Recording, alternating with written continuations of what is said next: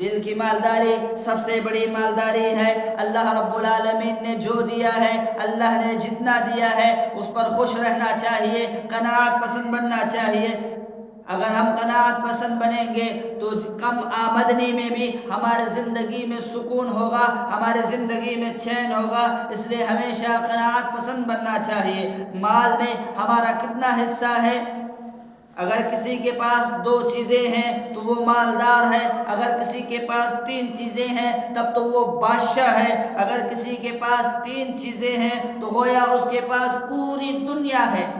جس طرح موت یقینی ہے اسی طرح روزی کا مل جانا، روزی روٹی کا آ جانا یہ بھی یقینی ہے۔ دنیا کے معاملے میں ہمیشہ اپنے سے نیچے کے لوگوں کو دیکھنا چاہیے، اخلاق کے معاملے میں، دین کے معاملے میں اپنے سے اوپر کے لوگوں کو دیکھنا چاہیے۔ السلام علیکم ورحمۃ اللہ وبرکاتہ۔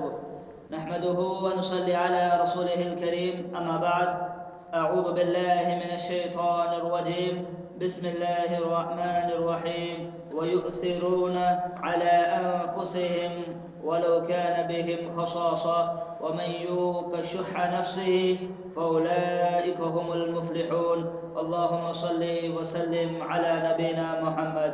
محترم حاضرین و ناظرین، میں نے آپ لوگوں کے سامنے سورہ حشر کی ایک آیت کریمہ تلاوت کی۔ اسی مناسبت سے میرے تقریر کا عنوان ہے، میرے موضوع کا عنوان ہے قناعت سب سے بڑی دولت۔ محترم حاضرین و ناظرین، دل کی مالداری سب سے بڑی مالداری ہے۔ اللہ رب العالمین نے جو دیا ہے، اللہ نے جتنا دیا ہے اس پر خوش رہیے۔ قناعت وہ سب سے بڑی دولت ہے کہ جس سے کم آمدنی، کم انکم پر بھی بآسانی خوش رہ سکتا ہے۔ اس لیے قناعت پسند بنیے۔ مال میں ہمارا کتنا حصہ ہے؟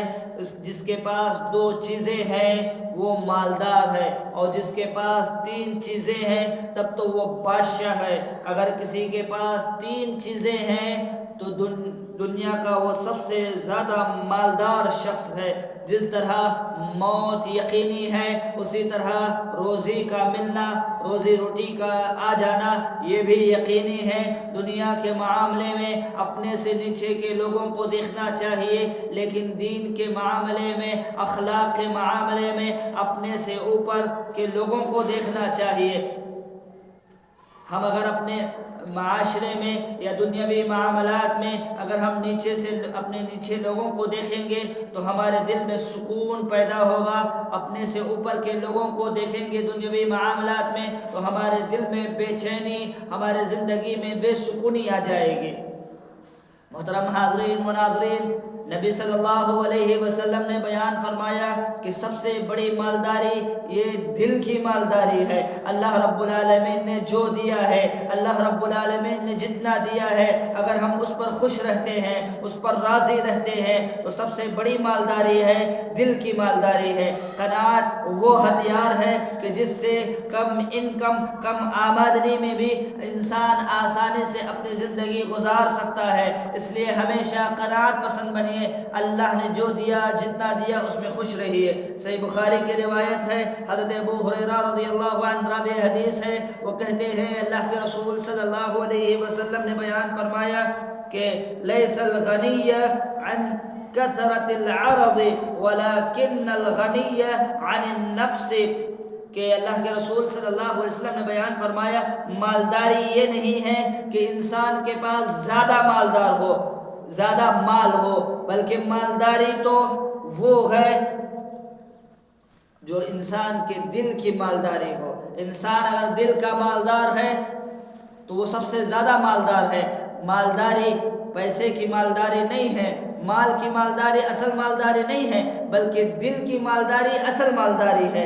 اگر یہ چیزیں ہمارے زندگی میں آ گئی تو ہم کامیاب ہو جائیں گے۔ دنیاوی معاملات میں ہمیں اپنے سے نیچے کے لوگوں کو دیکھنا چاہیے، اور اخلاق کے معاملے میں اور دین کے معاملے میں اپنے سے اوپر کے لوگوں کو دیکھنا چاہیے۔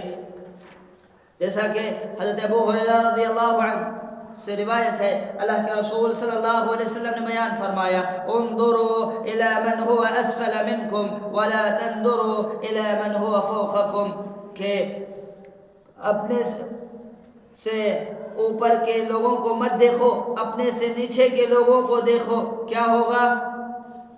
الا من هو فهو اجدر الا تزدروا نعمت اللہ علیکم، اگر تم اپنے سے نیچے کے لوگوں کو دیکھو گے، اپنے سے اوپر کے لوگوں کو نہیں دیکھو گے تو کیا ہوگا؟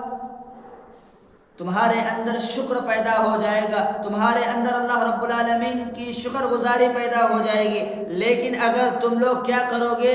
اپنے سے اوپر کے لوگوں کو دیکھو گے، اپنے سے نیچے کے لوگوں کو نہیں دیکھو گے، تو پھر جو تمہارے پاس نعمت ہے اس نعمت کو تم حقیر سمجھنے لگ جاؤ گے۔